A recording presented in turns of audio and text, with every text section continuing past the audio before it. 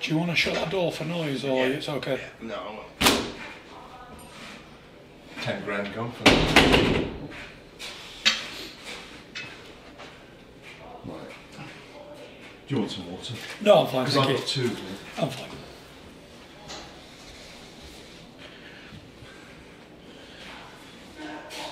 So Tyson, we're here in the Hollywood Hills, Yes, we where are. your training camp is. Yes, we are, Gareth. Lovely place, what it is. Beautiful. I'm privileged to be here. It's a bit of a departure from Big Bear, isn't it? It is, you know, Big Bear was great and our experience up there was fantastic. Make no mistake, it was a fantastic training facility. Abel Sanchez's gym and Abel were great and everybody at the gym were great, but for me it was it wasn't really working up there for me because it was high altitude and I couldn't recover in time in between rounds. And I was struggling with it even after 3 weeks of acclimatising. I was still struggling, and for my style I open up in bursts. And for where we are up there, it's very hard to open up in bursts because you don't get your energy back. So you almost become a one-pace fighter, which isn't for me because I have to go through the gears quite a lot. What was the whole experience like of going to Big Bear? It's places where Lennox Lewis had trained in the past, Oscar De La Hoya, Muhammad Ali had been there, major names had been there. Did you like the history of being up there? Could you feel why they'd gone there? I did like the history, and at the time when the guy said, "Oh, we're leaving in the morning," I was very upset and distraught about leaving because I didn't want to break camp, and I just thought, let's just stick it out up here. But now I'm here, I realise it's for the best. But it was a great experience, and I'd like to go back there again for more base compound hardcore training early on, rather than so close to a fight. And we just didn't want to risk it in the end of me not recovering and not getting exactly what we needed. So we came down. I think it's a great decision. It's almost a year. In 27 days' time, 26 days' time, I believe you're 28 stone. Yes. And you've lost 130 pounds, 9 stone. I mean, you're not amazed because it's you, but it must be incredible to think back that you weighed that much. You know, I was in a very, very bad time in my life, and I give up on almost everything, and my body was of no interest to me. To lose that much weight, it was a hell of a feat, you know. It was very, very hard work. Let's just excuse me a minute because I can hear them, so the camera must be hearing them. Shane! Shut up! Because I'm doing an interview and you can hear it all. We can't just to keep it a little bit quiet. Just quiet down a bit. It's just enjoy that. Stop. Pause. We can reset. Allow me to reset it. Yeah, if we can hear all that in the background. Yeah, exactly. Put me off as well, all the shouts and all that. Yeah, just had a little break there to do a few domestic duties, Tyson and I. Tyson doing all his own washing. I'm sure you do anyway. I've noticed how, just on that, how disciplined you are about kit goes in your own bag, you do it all, you haven't got an entourage. Your brother Shane's here. Yeah. You've got Tim, who's a friend who's been around you a long time, doing your cooking. What's Tim, what's his family? Tim Alcock. Oh, Tim Alcock, A-L-C-O-K. Yeah. Alcock by name, Alcock by nature. of course. No, but Tim's a very, very important asset to our team. Not only is a friend, he wants everything for my best interest. And, you know, he's here. Tim's also suffered from mental health problems, so it's good to have Tim around, keep him from going down the bad road again that he was on. We were both on that road together, unfortunately. I believe that it's good for Tim to be here, good for me and good for Tim. You were saying that a year ago you'd given up on your body. I'd given up on everything, to be honest. But what was your mind giving up as well? Yeah, I didn't want to live anymore. It's no secret, Gareth. It's very well documented. I didn't want to live anymore. I was suffering with depression and anxiety, and I was heavily drinking and doing bad things all the time. stuff that I wasn't accustomed to, stuff that I'd never done before. And it was almost like I'd let myself down, let my family down, let all my family down, let everybody I knew or thought of down. But I did, at that time, I thought I was letting everybody down, but I didn't realise I was suffering with mental health, which is a big thing now that I'm supporting and being an ambassador for. And I'm spreading the word on this heavily, because it's a silent killer, and more needs to be done to help people who suffer inside rather than physically. Do you think do you look back on, you know, kind of being younger? I remember you telling me when you were 24 you ballooned up to 23 stone. The phrase you used was there was a day when you emptied a couple of vending machines, you told me. Literally. Yes, that's correct, yes. You know, you sat on the floor with the kids eating sweets. That's right. And you went back and emptied another vending machine, if I remember rightly. Yeah, that's correct. And you went to 23 stone, and that was... I was actually even heavier than that. Before I made the return with Peter, I was up at 24 stone 10. And then me and Peter worked from January until April 12th. And I got down to 17 stone 7 when I fought Martin Rogan in Belfast. That's right, yeah. And I was in great shape on that. So it was something that I'd always done on my career, up and down, all my life basically. My life basically had a graph of this with the mind. And I didn't understand. Even as a youngster? Even growing up, yeah. Well, how did it manifest itself? How did it show itself then? I used to have this feeling of being alone and being left behind, and like just a terrible inside feeling. And like an anxiety? Yes, but I didn't understand anxiety. Up until 2 years ago, I didn't know what I was going through, and I'd experienced it my whole life. And also, being from the traveller race, if I can say this, I don't know if this is true, but because you're expected to be hard men and not show your feelings and you know, and talk about things, maybe you put up with things. You just put up with stuff. Yeah, you put up with things. Do you know what I mean? And you bottle it away. Yeah. And I'd done that all my life. Like I'd had so many things and hurdles that I just mounted up, and you know, I probably never spoke about this before to anybody, but you know, we had miscarriages, and in Paris she gave birth to a child at 6 months old, what was dead. And when I had to be there, and she delivered the baby, and we was in one side of the hospital, and my Uncle Huey was dying in the other side of the hospital at the same time. That was like 2014, the end of 2014, and I was only 2 weeks away from fighting Derek Chisora for a final eliminator for the world title. And you had 2 children at the time, so you thought it was going to be your 3rd child. We had a child born that was dead, and then the other side of the hospital, my Uncle Huey was in the hospital as well. And then it was just a big... And a week before the fight, he passed away, as we know. And I suppose I didn't really think about it then. I thought, no, I can't think about this now. This isn't for me now. I need to put it to the back of my mind because all this is going on.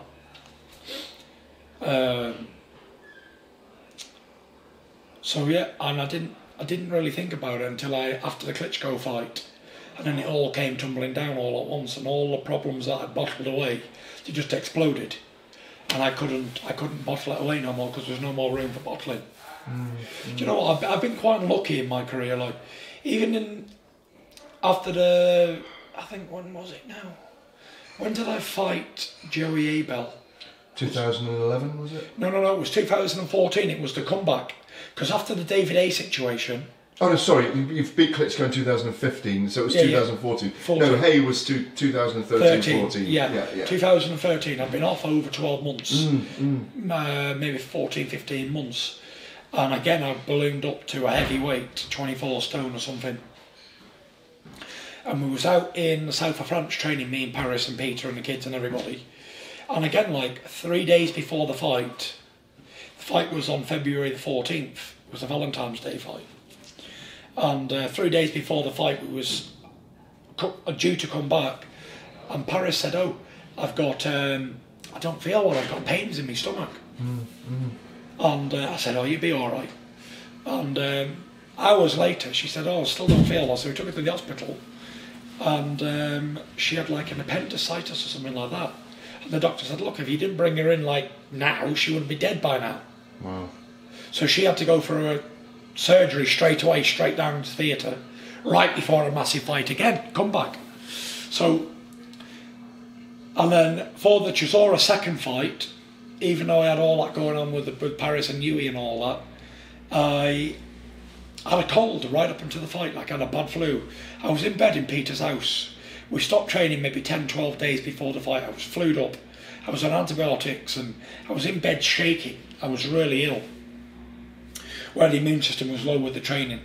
And Peter said, look, let's just pull out this fight. He's already pulled out. I said, look, I've had so many pull-outs in fights, like Hay had pulled out twice back to back, and then Chisora had pulled out for the first time round because it was supposed to be in the summer, not the winter. The Hay thing, by the way, did your head in, because I remember at the time you were raging over it, weren't you? Yeah, and then I was making a comeback, and then I had the Abel fight, and then I was supposed to fight again, and Frank Warren said, oh well, Chisora can't fight, so we're not going to do a fight now for you. So that was another long stint of inactivity, and then I was supposed to fight Chisora in maybe July or something. That was the second fight, and he got an injury, a shoulder injury or a hand injury, so he put it back to the end of November. And again, Peter said to me, he said, look, let's just pull out the fight and get right when you're right. I said, look, I've had 3 pull-outs back to back here with Hay and Chisora. I said, I want this fight. I said, win, lose or draw, I said, I'm not pulling out of this fight. It's not possible for me to pull out. At that time, I'd spent everything money I had as well on all the training camps and whatever else.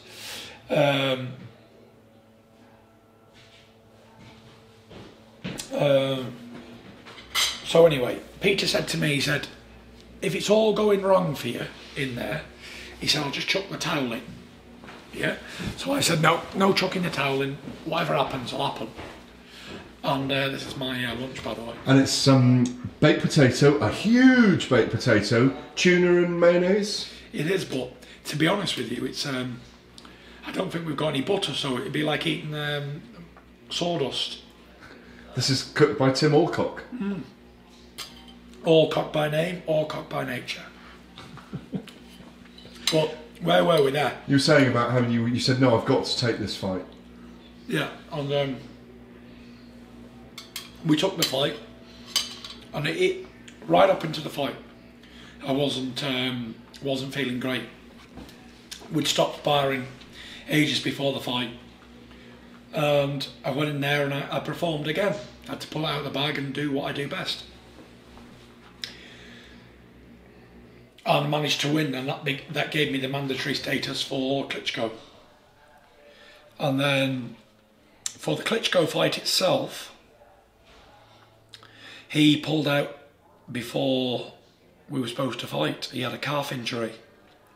A week before the fight, we'd done all the press things, everything, and he went back to his training camp and decided he had a calf injury and put the fight back to end of November. And it was like a blessing in disguise because I was very ill for the fight.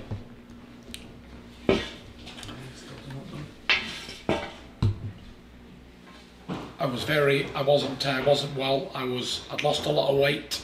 Had to lose maybe six stone for the fight, and it wasn't going great. So Klitschko pulling out was a blessing in disguise for me on the first time, and then. Even in November, with all the weight loss, I was terrible. For the Klitschko fight, people won't know this, but I was performing very, very terrible in the gym. I couldn't complete 3 rounds of sparring because I was totally energyless. I had nothing in the tank. I was totally empty, running on empty. And we all sat down in the gym and said, look, this is the punishment for losing 6 stone in weight again. Because it's every single time you have a fight, you've got to lose all this weight. It becomes a fat loss camp, not a training camp. And we pulled a sparring, and there's video evidence of it online places. Like I'm sparring 2-3 rounds in, I'm just getting punched to pieces by everybody. And my dad's saying, pull him out, he's going to get a cut. And I'm saying, no, carry on. This is how you feel. And it was terrible. It was terrible. And I went into that fight maybe 50% of what I was, and I still managed to win a great champion with.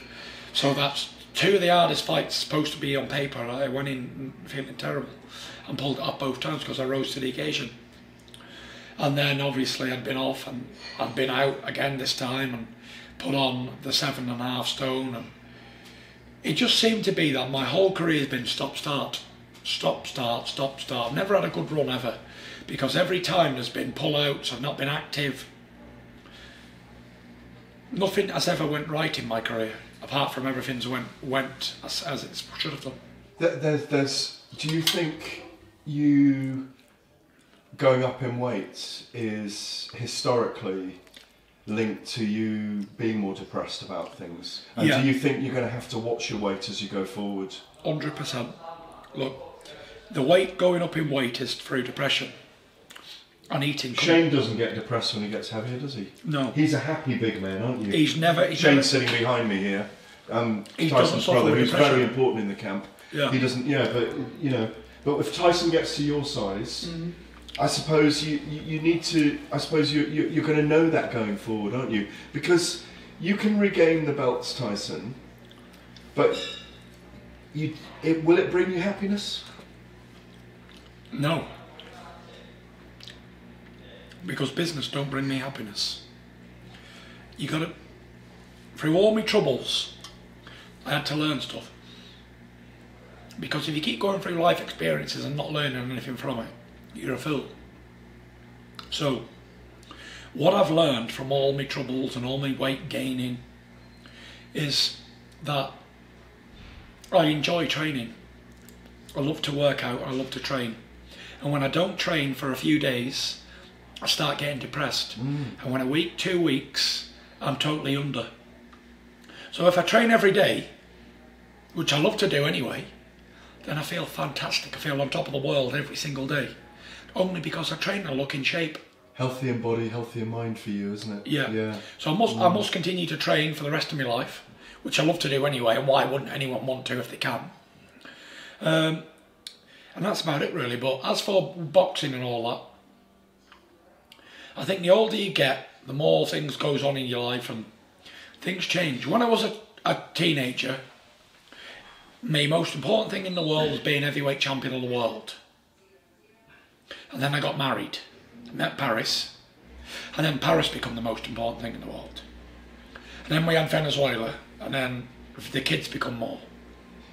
So I suppose if I was a single man on my own living in LA, driving a sports car every day, I made $1 million and spent it all on women and clothes, then it would still be about careers and all that.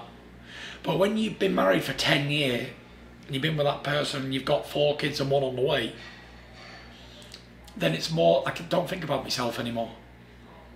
It's not about me. It's about my kids, it's about a relationship, there's more things. You get responsibilities in life.